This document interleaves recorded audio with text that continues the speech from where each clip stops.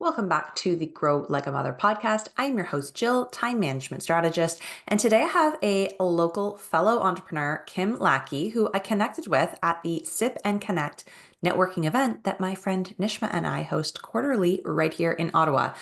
I love these networking events because it's a really great opportunity for us to just empower women in the community, women in business, mothers, anyone looking for some connection. We have a ton of fun, and Kim came to the very first one, and I'm so excited to welcome her as a guest here on the Grow Like a Mother podcast. Kim has recently retired from the police force. She was a police officer for 26 years. She has 18-year-old triplets, and she is starting a brand new journey. She is opening up a business in event planning, which, as many of you know, is my background as well, in the corporate world and hospitality. And we chat all about that. We chat all about the challenges of motherhood, navigating the mental and physical health challenges and struggles that sometimes come with that, and ultimately talking about her brave decision to really transform her life when it just felt like it wasn't quite working. So, some of us can relate to that, obviously. Some of us can relate to that and still feel this imposter syndrome, this idea of like, I don't deserve to change my life. I don't deserve to craft the life I want. And if you struggle with that too, I'm going to refer you back to a previous episode I did with my friend Brittany Ashley. It's called Building Confidence and Busting Imposter Syndrome. It was back in May 2024. So I'll link link the episode here in the show notes for you so you can easily find it. But if you're inspired by Kim today and you're wanting to do something similar with your life and wanting to step out of what isn't working, but you're feeling so heavily weighed down by imposter syndrome, I want you to also go check out that episode with Brittany. So, um, yeah, that's it. That's all I have for you in the little intro portion. We can dive right in and get talking to Kim. Kim, welcome to the Grow Like a Mother podcast. It's so exciting to have you here. I'm so excited to be here, and I'm glad to finally see you in virtual world. Virtual world. Yes, we met Yeah. at a Sip and Connect networking event that I hosted with my friend Nishma last fall. And as we're recording, it's already February. And we're actually Awesome. planning our next one, which I was just sharing with you before we hit record. It's an exciting adventure, and I love being able to meet other women in the community like you who have such cool stuff going on. Yeah, especially right here in Ottawa. That's so cool.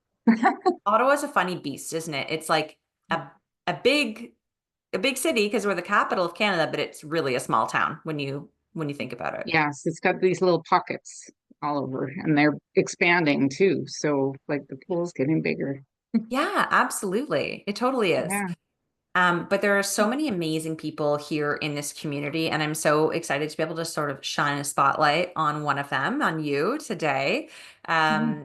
We've read your bio, and so the audience kind of understands who it is you are and what you're about. But can you give us like what what are you excited about today? What's on the horizon for you? You've got something very cool that you're just coming off of something and moving into something else. Yeah. So I just retired.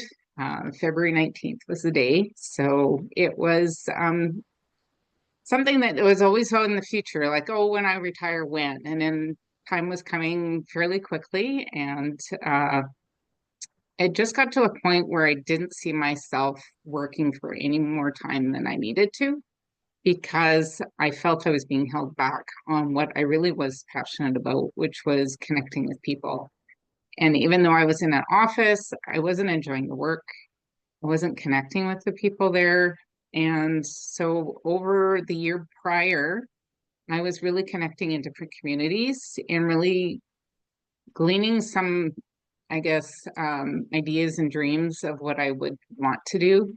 And so that's what I'm leading into now is I've started an event planning business, and it's more targeted at the professionals and helping them build out their brand or their marketing by helping them host their larger events. So whether that's an executive corporate kind of meeting or network or mastermind, or if it's a retreat where we actually go and source out a venue for that to happen over a course of a couple days. But really, it was for me to really think community and connecting with people. Genuine connection is what a lot of us are seeking, and having a community like yours, I wish I had years ago when I was actually raising my kids. So I'm glad to be here to at least share some of the knowledge that I've had over those years. But yeah, I'm really excited for what the next chapter is for me. Yeah, it's really cool. I don't know if you know this about me, but my corporate background was in event planning and in hospitality and that whole world. So I'm super familiar. I definitely understand that draw towards creating the community and giving this experience to people, right? And having that connection. I'm curious to know, so a lot of people listening will be based in Ottawa and are is your sort of ideal client the person that you would love to work with, a larger, somebody who's a decision maker in a larger company, or is it a small business owner or even an entrepreneur that would be a good fit for you? Like, where's your sweet spot going to be? I think it's the professional, not the big business, because I think they have a lot of in-house help. Mine would be coming in as a collaborative kind of person to be able to work with small business owners, um, entrepreneurs that really just don't have the time. They have this vision of what they want to do, but the details, they get lost in the details. It becomes very overwhelming.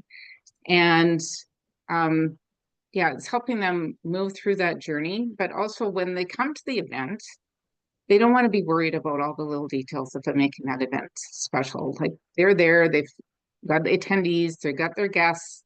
That's who they should be focused on.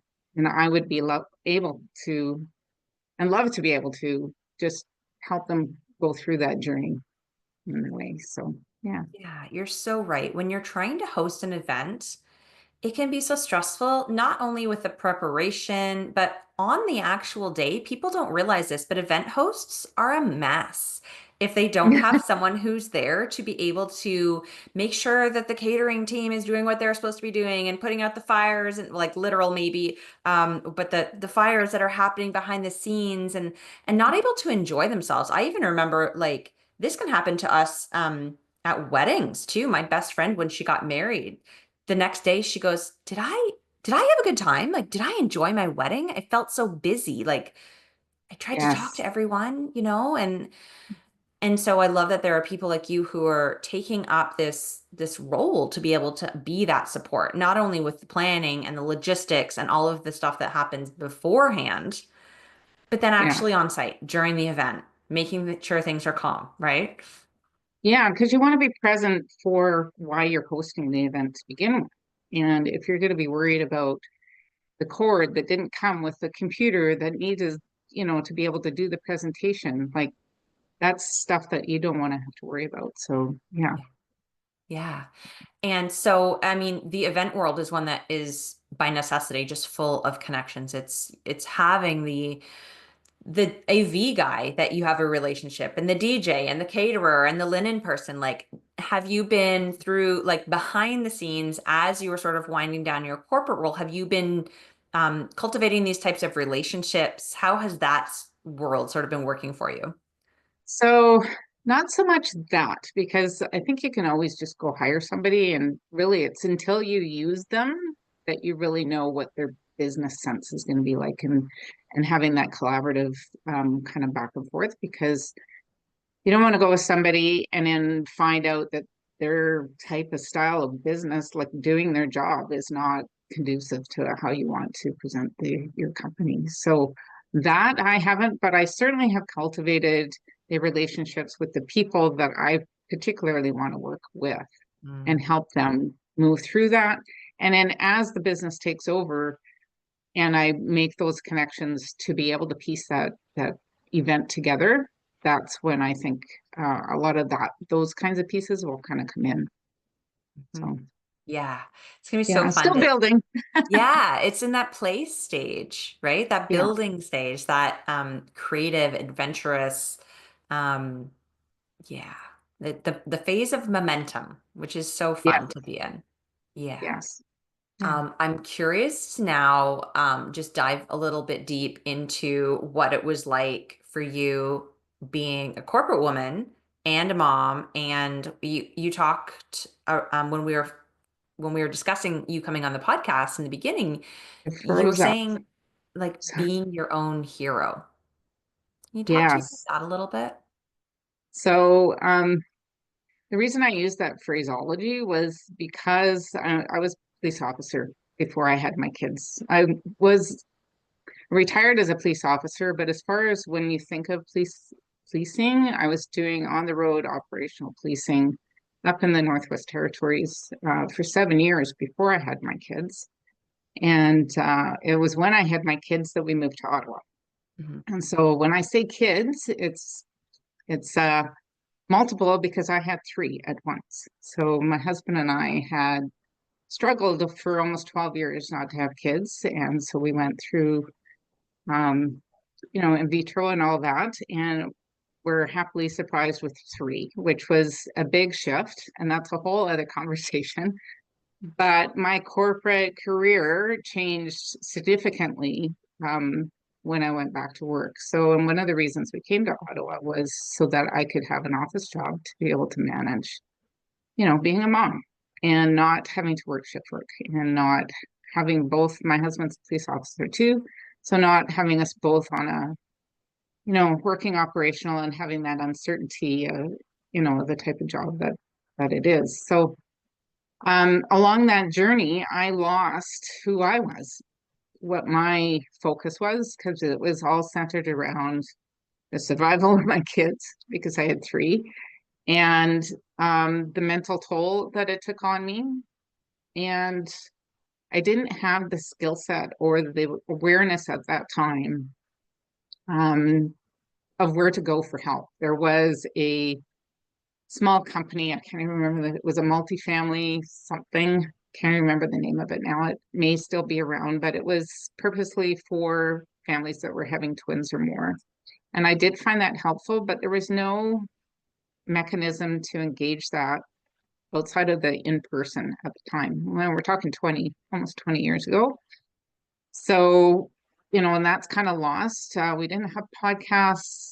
Wasn't really into doing a lot of deep dives into the internet. So really and coming to a new town was different too. Like I felt very isolated. So my mental health was suffering. And I did all the right things. I went to the doctors. My girlfriend even had me suggest that I had postpartum. So I went to the doctor and did everything that she suggested, went to a therapist, was trying to integrate some meditation. That was not overly successful, um, but really started to try to make things work, but it would work for a while and then it wouldn't. And then I would, because I didn't have a lot of people to talk to, I was listening to a lot of my voice in my head or the people around me, they're like, or you should be doing this or you should do that. So it's a lot of the shoulds and you start second guessing yourself. So fast forward to 2020, and I had ebbs and flows all through there. It wasn't all doom and gloom. But we do only have 25 minutes. But it was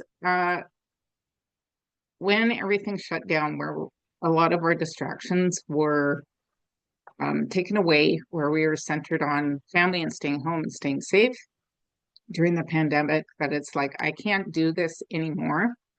What is it that I have to do or I have to change to be the person that's going to save me from this vortex of going back and forth through this black hole that I was trying to get out of?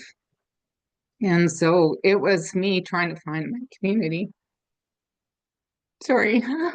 No, that's okay. It is such a big deal. People don't realize until we get into this discussion about it, but the community is everything. We need it Yeah. so much.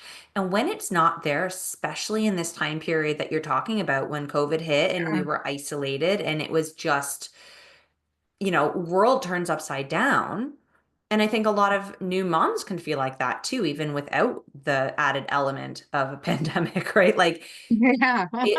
it, you need the community around you of people who are either in the same boat as you or a couple steps ahead of you who have been through it for the Yes. support because we're not meant to do it alone.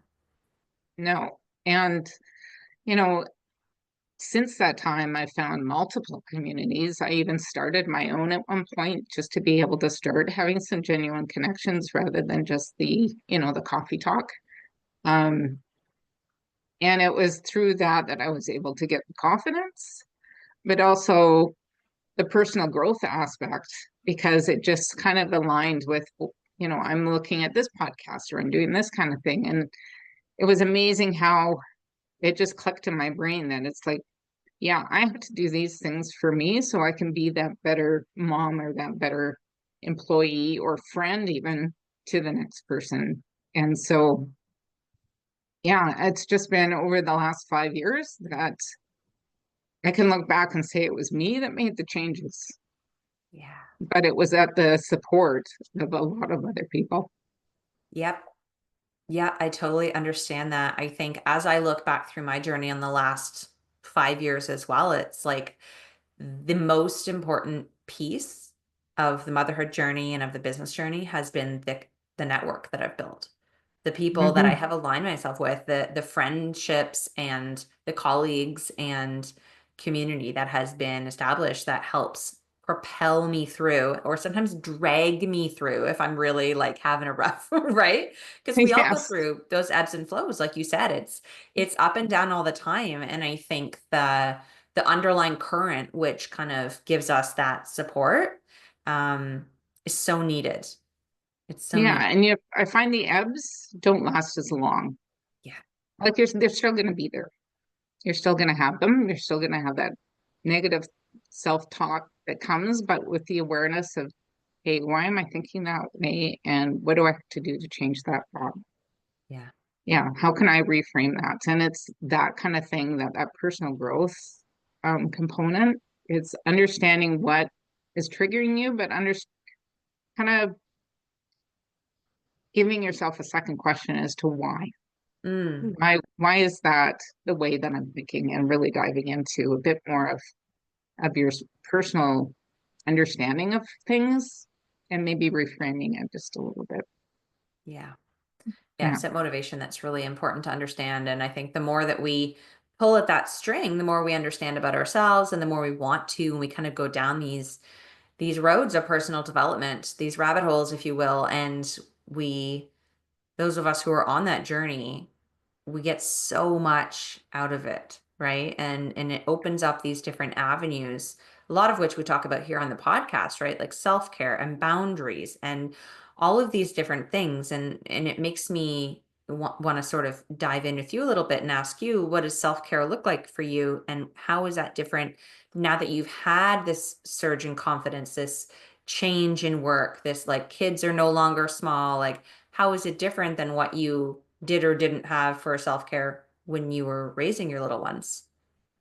Yeah. So for me, it was being able to do some form of physical exercise, whether that was, a little bit of stretching or taking the dog for a walk. I did find that if I was in a down mood, that if I went for a walk, 9 times out of 10, I would feel a little bit better or refreshed or not as, anxiety driven or angst or anger, that it gave me time to just move my body. And I've noticed this just in the last little bit that when my body moves, the stress kind of starts to fall away the longer that I'm walking. So now my walks are up to an hour, but it's not so much to get rid of the stress, it's to just give myself time to just think of things that I hadn't thought of, dream about things that, um, that I find something that I want to strive for, like what would that look like for me? So it's integrating, daily exercise of some point. And it's not just hard at the gym. I can do that once in a while. My body's not meant for hard work anymore. But and meditation, journaling for sure. I find journaling, even if it's just a little bit of gratitude at the end of the day or just when you wake up, I find it helps me. I don't know about you, but when I wake up, sometimes I've got this, oh, what have I got today? Kind of, I starting to tighten up, and in a way, it's like, no, what am I grateful for in this very moment? And sometimes it's a warm bed, or that I have a bed to myself, or that, I had a nice sleep, or that I didn't wake up with a headache, just small things like that. And then it kind of sets the tone for the day going forward, for me, anyways. And Mhm. that's a practice that I've had to really put in place over time. It's not going to happen, over a short period of time. And one of the things I did do, it was, I don't know if you've heard of 0 to 100. No. Brady McDonald, he does ultra marathons, but he was at a point where he was drinking a lot. He was fairly successful in his business, but he knew that his health was not great and that there was something more that he was missing. And over time, he's done the 0 to 100 challenge. So that's like do at least 45 minutes a day of exercise in that kind of zero zone of two, where your heart rate's a little bit elevated, but not stressful. That you eat healthy, so no more junk food, no more sweets, and that you prepare yourself for the next day. So laying out your clothes for the next day, or at least have, some type of plan for what the next day is going to look like. And then no alcohol. And so this was a challenge that I took back in the fall and wanted to integrate the exercise portion of it. And as a result, said, okay, well, let me see what having no alcohol looks like for 100 days. And I actually thought the alcohol was going to be my problem. It was actually the exercise. Wow. Keeping up with it for 100 days. I did really well. And then you kind of have, that ebb again. Mhm. But it was my whole focus was to have a change in lifestyle. And so that lifestyle change was something that I could maintain after those 100 days. They generally say in research that it takes anywhere from 60 to 90 days for a new habit. Could take some people shorter, sometimes longer, but generally, if you can keep it up for over 60 days, it's something that you can conceivably carry on. So that's what I wanted. I knew that I would have big changes with my job, with my kids going off to school. What was that lifestyle going to look like? And I had a vision of that. So it's like, okay, what do I do now to be able to maintain or at least have that going forward at this, on February 25th? Is it 25th, 26th today? So yeah, so I did that challenge, and there's a support system that meets every week on the Wednesday at noons. And yeah, just being able to do that with, again, a support community. Um, that's one of the things that I've been able to maintain past that 100 days. That's amazing. And was it just this past fall when you started it, was that the time that your kids all kind of flew the nest at the same time? Yeah, so my son's still here going to college, but my two girls, yeah, they're in a different province even.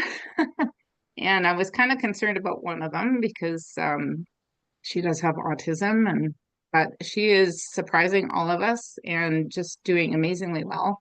I'm so proud of her. That So makes me so happy. My 7-year-old yeah, is autistic as well, and there's this like unknowing, right, as you're raising them up yes, about what their future will look like. And it's always so awesome for me to hear about kids that are going off to school and thriving and living on their own and just like killing it, where their parents are like, but the kid's like, it's fine. Like, I'm good. yeah, exactly, Yeah. exactly. And maybe it was the need for me to be away for her to step up, and maybe she always had it in her. I don't know, but yeah, I'm super proud of her. That's Yeah. awesome. That's so Hmm. cool. Good for you. That's a lot of change all at once. That's Yeah. within the last sort of I, 5 months or whatever, you've if had. we had more time, I could tell you other times where I do the same change, like big changes all at once, and somehow it kind of works out. But yeah, that seems to be a common occurrence for me. A life theme. Yeah. Yeah. Yeah. Well, I mean, you've certainly seemed to have figured out the secret sauce to staying grounded through this type of change, taking ownership of your life, being your own hero, making sure that you're taking care of yourself in ways that feel really nourishing to your wellness, overall wellness. Yeah. Um, and it's just so exciting that on the heels of all this change, you're stepping into a new adventure. And I'd love for you to share with the listeners about how they can like get in touch with you. If you're a local business owner and you need some help planning an event or a retreat or a summit or something, Kim is your girl. So Yes. share with us how we Yeah. can get in touch. So the business is called Signature Events by Kim Lackie. So it's my name. You can reach me. So it's just me on social. So Facebook, Instagram, it's Kim Lackie. I am at this very moment having somebody build up my website. So I used to have another one. It was called Kim Lackie Investments because I was looking at real estate investing, but that's a long-term game, kind of plan. So in the meantime, signature events, but they just kind of intertwine and, it's all of me. So it'll be kimlackieinvestments.com. And as we build out, we might separate the two, but right now that's where you can reach me on my website or Facebook or Instagram. Awesome. I'm Mhm. going to make sure all of those links are in the show notes for people so they're super easy to click and reach out. And um, I just want to thank you for coming on and sharing your story and your journey, your wisdom. I know it can be super vulnerable coming on and talking about Yeah. the good and the bad and the challenges and like what we went through. And it really does make a difference for the listeners to be able to hear themselves often in stories, and to have inspiration and hope for what is possible if they're in a place where they're feeling maybe they're in the ebb right now, right? Yes. Um, Yeah. so thank you for being that support and that light for the listeners. Well, thank you for having me on, and thank you for what you're doing as well as bringing women together because we need to band together. But I'm super excited for the women that are mothers now, Mm, given that there is so much self-care and personal growth type atmosphere out there. There's communities out there that you will have more resources now than I did going through, and yeah, yeah. take advantage of them for sure. Yeah, I think that a big part of our journey is releasing the guilt that comes with that knowledge of being sort of a generation where we're our parents didn't have the resources, the tools, and Yeah. our daughters, when they become mothers, it'll become much more normal for them to have help and like equitable household division of chores and like there's going to be a different world for them. So we're right now in this space where we're like, oh no, we see where the future's going and we like it, but we still have that guilt because we know that we're the first generation to sort of have this Yeah, we got to opportunity. stop that. I Stop know. that guilt. Get it out. Yeah, that's a boundary. Yes, absolutely. Okay. Absolutely. Well, thank you again, Jill. It's been my absolute pleasure. And for the listeners, please head over to Kim's website, check her out on social media. And until next week, keep on growing like a mother.